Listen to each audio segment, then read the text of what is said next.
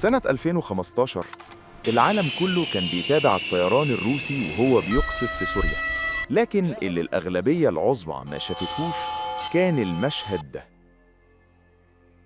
الموضوع ما كانش صدفة. قبل المشهد ده ب3 سنين البطريرك قعد مع بوتين وطلب منه إن حماية مسيحيين الشرق الأوسط تبقى أولوية، وبوتين وعده إن ده هيحصل. وتدخله في سوريا ما كانش التحرك الوحيد لدافع ديني، لأن لما روسيا ضمت القرم بوتين طلع بكل وضوح وقال قرم بالنسبة لروسيا بنفس أهمية القدس بالنسبة للمسلمين وجبل الهيكل لليهود.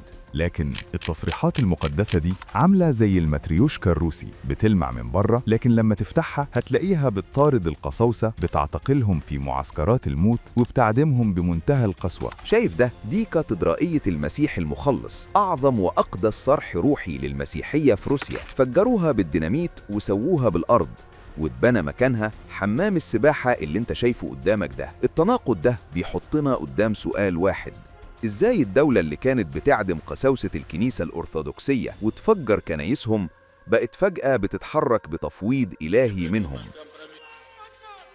القصة كلها بتبدأ من المشهد ده، لحظة إعلان استقلال الشيشان عن روسيا. على الورق وبحسبة الجنرالات الموضوع كان أشبه بنكتة. وزير الدفاع الروسي وقتها تفاخر وادعى إنه هيقفل الملف ده في 10 أيام بس. الرؤية العسكرية كانت منطقية جدا. تاني أقوى جيش في العالم بيمتلك أحدث ترسانة سلاح رايح يسحق مجرد نقطة على الخريطة. عشان كده الآلة العسكرية الروسية لما دخلت العاصمة جروزني بدباباتها كانت متوقعة استسلام فوري، ولكن اللي حصل جوه شوارع جروزني كان صدمة شلت التفكير. الدبابات الروسية دخلت بس ما خرجتش. المقاتلين الشيشانيين حولوا المدينة لمقبرة دبابات، وهنا روسيا والعالم كله وقفوا قدام لغز مرعب. ازاي ورثة الجيش الأحمر العظيم، الجيش اللي كسر هتلر ورعب أوروبا نص قرن، ينهار بالشكل المهين ده؟ وازاي أسطول الدبابات المرعب اللي كان بيهدد الغرب كله يتحول لخردة قدام مقاتل شيشاني ملوش أي غطاء جوي ومعهوش غير كلاشينكوف وRPG؟ في عوامل كتير أدت للنتيجة دي، ولكن العقيدة القتالية كانت هي الضربة القاضية في المعركة دي. الجندي الروسي لقى نفسه فجأة في قلب الشيشان بلا هدف وبلا أي إيمان بجدوى اللي بيعمله. زمان كانت عقيدته مبنية على التضحية والاستشهاد من أجل الوطن الأم، ورغبته في إنه يخلق جنة على الأرض. وطن للعمال والفلاحين، مفيش فيه سادة وعبيد، وكل فرد فيه مستعد يبقى ترس في مكنة عشان الحلم الشيوعي الأكبر يعيش. لكن مع تفكك الاتحاد السوفيتي وانهياره ما بقاش فيه أصلاً سبب مقنع يموت علشانه. الانهيار المعنوي ده وصل لدرجة إن 60% من الشباب المطلوبين للتجنيد هربوا وما راحوش وحداتهم أصلاً. تخيل دولة بتخوض حرب وأكتر من نص جيشها هربان. الدافع كان معدوم تماماً، لدرجة إن الأمهات الروسيات كانوا بيسافروا الشيشان بنفسهم عشان يقتحموا الجبهة ويسحبوا أولادهم من وسط النار. وفوق كل ده القيادة السياسية في روسيا ما كانتش شايفة الحرب دي كقضية أمن قومي. الموضوع كله واج ذا دوج أو بص العصفورة، ودي حيلة سياسية هنقف عندها كتير هنا في القناة. باختصار، نظام فاقد للشرعية أو الشعبية يقرر يخوض حرب عشان يهرب من فشله ويسكت الناس بجملة لا صوت يعلو فوق صوت المعركة. وعلى الجانب التاني بقى المقاتل الشيشاني كان في حتة تانية خالص، كان بيتحرك بمزيج مرعب من الدوافع: ذاكرة جمعية محفورة بالظلم التاريخي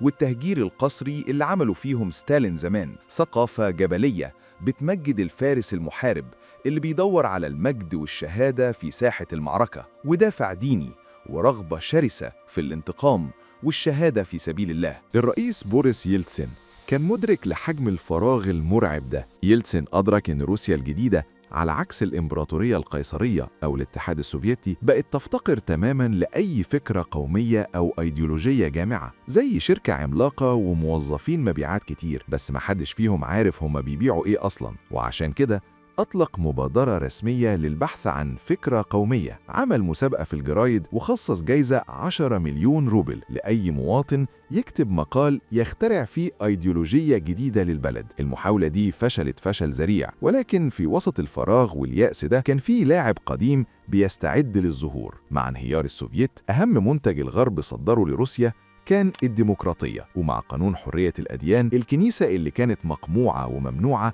بقت بتتمتع بحرية كاملة. بس تفتكر لو السيس راح ليلتسن وقتها وقال له أنا عندي الفكرة القومية اللي بتدور عليها، أنا الرؤية اللي هتنقذ شركتك المنهارة، وعندي العقيدة اللي تخلي الجندي بتاعك يموت في سوريا وأوكرانيا وهو راضي، وعندي السردية اللي هترجع لك هيبة الإمبراطورية، يلتسن كان هيرفض لأسباب سياسية معقدة مش وقتها دلوقتي. ولكن عشان كده الكنيسة ما كانتش محتاجة تستأذن أو تقدم السي في بتاعها وتستنى تتعين. الكنيسة استخدمت الشارع عشان تجبر يلتسن وتجبر ضباط الKGB وأجهزة الدولة إنهم يقعدوا معاها على ترابيزة مجلس الإدارة ويمضوا عقد شراكة اللي هو أول وأهم اتفاقية في تاريخ روسيا الحديثة. إزاي الكنيسة عملت كده واستعرضت قوتها؟ الإجابة كلها بتبدأ برصاصة انقلاب. في أغسطس 1991 روسيا كانت بتعيش أخطر لحظة مفصلية في تاريخها الحديث.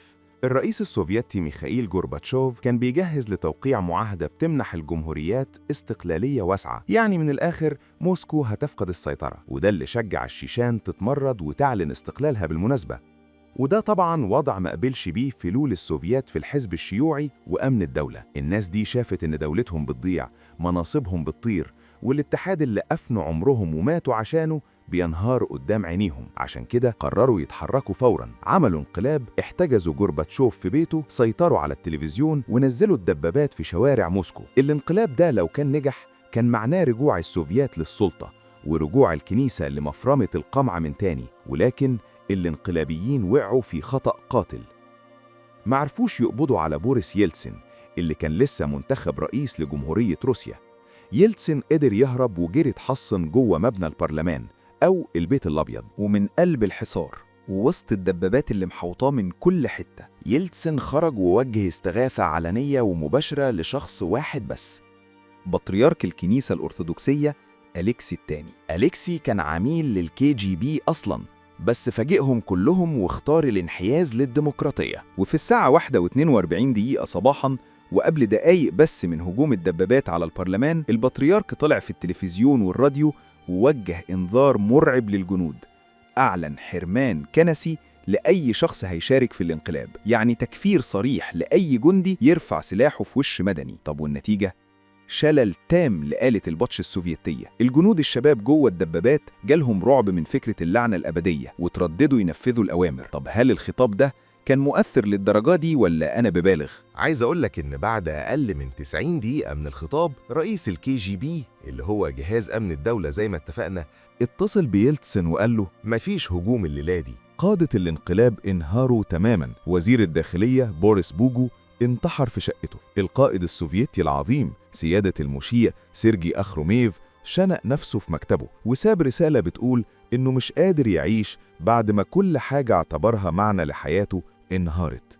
والانقلاب انهار في 3 أيام بس. أليكسي استغل اللحظة بعبقرية ونسب الفضل في إفشال الانقلاب لتدخل إلهي من السيدة العذراء، والجماهير اعتبرتها معجزة. بعد ما الكنيسة شلت حركة الدبابات بكلمة واحدة في انقلاب 91 واستعرضت قدرتها المرعبة على الحشد وتوجيه الشارع، قادة الجيش أدركوا إنهم قدام كيان بيمتلك أخطر سلاح: السيطرة على الجماهير. قادة الجيش اتأكدوا إن الكنيسة هي القوة الوحيدة اللي تقدر تعمل تعبئة معنوية وتخلق للجيش المنهار عقيدة جديدة. عشان كده في مارس 1994 الكنيسة خلت الدولة تيجي لحد عندها. البطريرك أليكسي الثاني قعد مع وزير الدفاع بافل جراتشيف ومضوا أهم وثيقة في تاريخ روسيا الحديث، الإعلان المشترك للتعاون. الاتفاقية دي قننت دخول الكنيسة جوه عصب الجيش، أسست لجنة مشتركة للتربية الروحية، وفتحت أبواب الثكنات العسكرية للقساوسة عشان يقودوا الصلوات. وعشان كده بتشوف النهاردة التدخل الروسي في سوريا متغلف بدافع ديني مقدس. زي ما اتكلمنا قبل كده في حلقة إزاي تبيع الوهم، الجندي صعب يحارب ويموت وهو عارف إنه ظالم أو معتدي، عشان كده كان لازم الكنيسة تديله هدف متسامي يموت عشانه. والأهم من ده كله، الكنيسة قدرت تقدم سردية مقدسة تقنع الأمهات الروسيات يتقبلوا موت ولادهم في الحروب.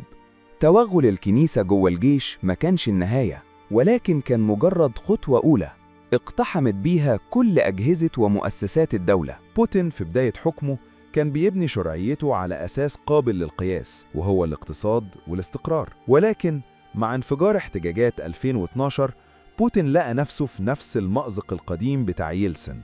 الدولة محتاجة سردية تلتف حواليها، وهنا الكنيسة قدمت له الكنز اللي كان ناقص، سردية صاغها البطريرك كيريل والمعروفة بالعالم الروسي. المفهوم ده حول روسيا من مجرد دولة ليها حدود سياسية لحضارة مقدسة مهمتها إنقاذ العالم من الغرب المنحل اللي بيروج للمثلية والإجهاض والتعددية الدينية. بوتين مسك في السردية دي، وبقت هي دي الفكرة القومية اللي روسيا كانت بتعمل لها مسابقات في الجرايد زمان ومش لاقياها. السردية دي هي اللي بتفسر لك ليه روسيا النهاردة غرقانة في مستنقع أوكرانيا. الكنيسة باعت الحرب دي للشارع على إنها حرب مقدسة، معركة وجود بين الخير والشر، وده اللي زود من تعقيد أي عملية سلام، لأن أي رئيس يقدر يعمل معاهدة سلام أو يقدم تنازلات لدولة تانية، لكن في حالتنا دي إزاي القيصر المسيحي العادل يقدم تنازلات لقوى شيطانية؟ أي تراجع روسي خطوة واحدة لورا مش هيتحسب هزيمة عسكرية، هيترجم شعبياً لخيانة للدين وللأمة المسيحية. الكنيسة النهاردة ما بقتش مجرد حليف، ولكنها بقت الدرع اللي بيحمي بقاء النظام نفسه، والماكينة اللي بتخلق ولاء أعمى للنظام، وأداة الترويض اللي حققت للقيصر اللي السوفييت نفسهم فشلوا يحققوه بالحديد والنار. وبكده بتخلص حلقتنا النهاردة، لكن دي أكيد مش هتكون آخر مرة نفتح فيها ملفات روسيا المعقدة. فلو الحلقة عجبتك ما تنساش تعمل لايك وتشترك في القناة وتفعل الجرس عشان نتقابل في الحلقات الجاية.